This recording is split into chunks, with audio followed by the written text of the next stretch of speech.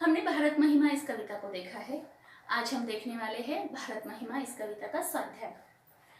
ये स्वाध्याय हमारे नए कृति प्रारूप के अनुसार ही होगा।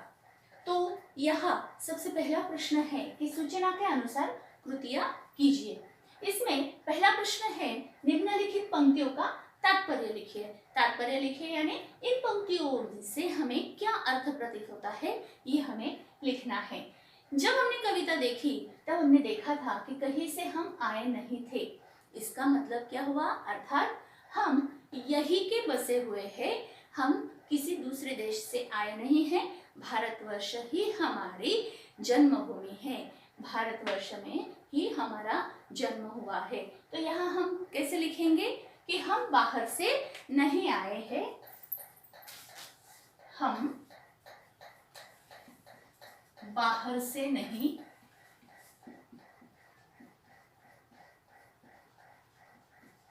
आए हैं, हमारा जन्म इस भारत भूमि पर ही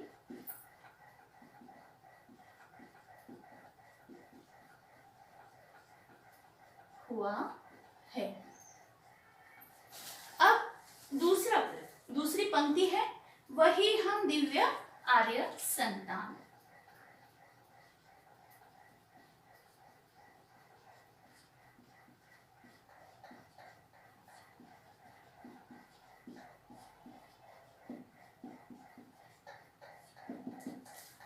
अब इसका क्या तात्पर्य हुआ? वही हम दिव्य आर्य संतान, अर्थात हमारा रक्त वही है, हमारा साहस वही है, हमारी शक्ति वही है जैसी हमारे पूर्वजों की रही थी। हम में उन्हीं का रक्त है, तो हम भी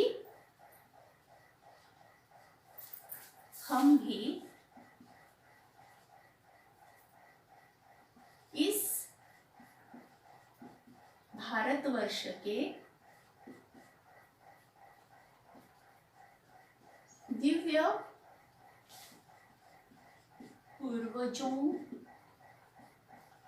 की तरह उन्हीं का साहस, शक्ति लिए हुए है, उन्हीं पूर्वजों के हम वंशज है। इसका मतलब हुआ है वही हम दिव्य आर्य संतान को जैसे अलौकिक थे, हम भी उन्हीं की तरह अलौकिक है। अब हम देखेंगे दूसरा प्रश्न। दूसरा प्रश्न है, उचित जोड़ियां मिलाइए। दूसरा प्रश्न क्या है? उचित जोड़ियां मिलाइए। हमें यहाँ कुछ शब्द दिए हैं और उन शब्दों के हमें जोड़ियां मिलानी है। अब पहला शब्द है संचय।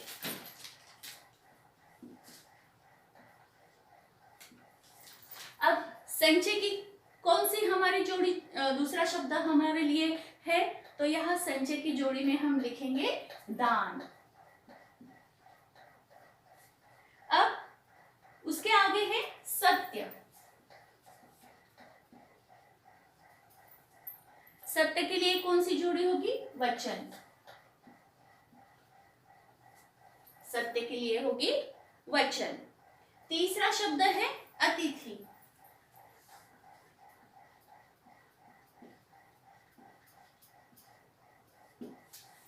तीसरा शब्द है अतिथि।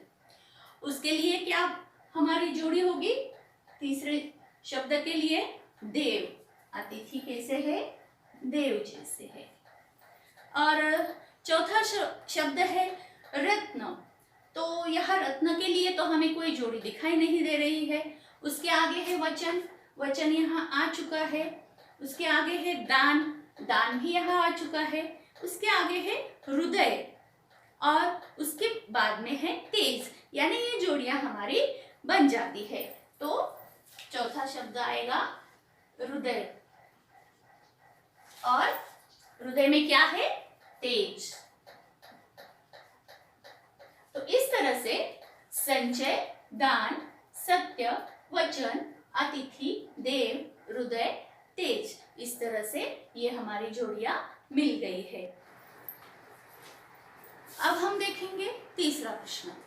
अब तीसरा प्रश्न क्या है? लिखिए, यानी आपको ये संजाल दिया है, इन कृतियों को आपको छुड़ाना है। अब देखिए, कविता में प्रयुक्त दो धातुओं के नाम। हमने जब कविता पढ़ी है तो हमने दो धातुओं के नाम यहाँ हमारे पढ़ने में आए हैं। कौन कौन से दो धातु? एक तो है लोहा और दूसरा है सोना। तो हमारे उत्तर आएंगे लोहा और सोना। लोहा और सोना, ये दो धातु हमारे आ जाएंगे। अब भारतीय संस्कृति की दो विशेषताएं बहुत आसान है, हमने पढ़ चुके हैं। अब यहाँ पहली विशेषता हम बता सकते हैं, बहुत सारी विशेषताएं यहाँ बताई है, लेकिन प्रमुख दो विशेषताएं कि हम अतिथियों को देव मानते हैं, और दूसरी विशेषता हमारे वचन में हमेशा सत्यता होती है। तो यहाँ हम लिखेंगे, हम अतिथि को देव मानते हैं। और दूसरी विशेषता कौन सी है? तो हमेशा सत्य वचन कहना।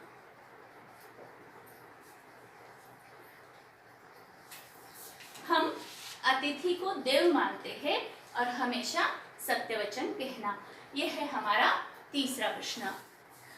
विद्यार्थी मित्रों, चौथा प्रश्न है, प्रस्तुत कविता की अपनी पसंदीदा किन्हीं दो पंक्तियों का भावार्थ लिखिए। अब हमने जब भारत महिमा कविता पढ़ी तब हमने पूरी कविता का भावार्थ समझा है। उसमें से किसी भी दो पंक्तियों का भावार्थ यहाँ हमें लिखना है, अपनी पसंदीदा। लेकिन अपने प्रैक्टिस के लिए हमें पूरी कविता का भी अर्थ लिखना है। उसके बावजूद मैं आपको कुछ और कृतियां देती हूँ। यह देखिए, आपके लिए ये सारी कृतियां सूचना के अनुसार कृतियां कीजिए। पहले जो है भारत की गौरवपूर्ण देन, यहाँ भारत की कौन कौन सी महत्वपूर्ण देन है विश्व के लिए, लोगों के लिए, ये हमें लिखना है। यहाँ चार जो है हमारी भारत की जो महत्वपूर्ण देन है वो हमें लिखनी है।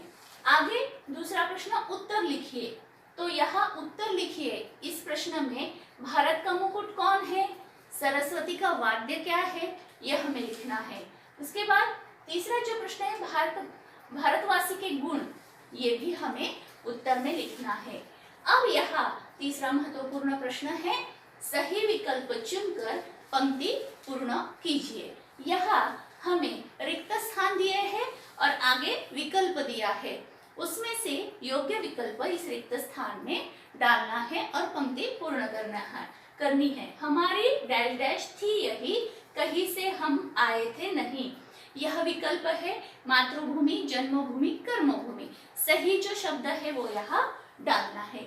अब दूसरा है, हमारे संचय में था डैश डैश, यहाँ दान, शान, धान, इसमें से जो सही शब्द है वो यहाँ आएगा और पंक्ति पूर्ण होगी।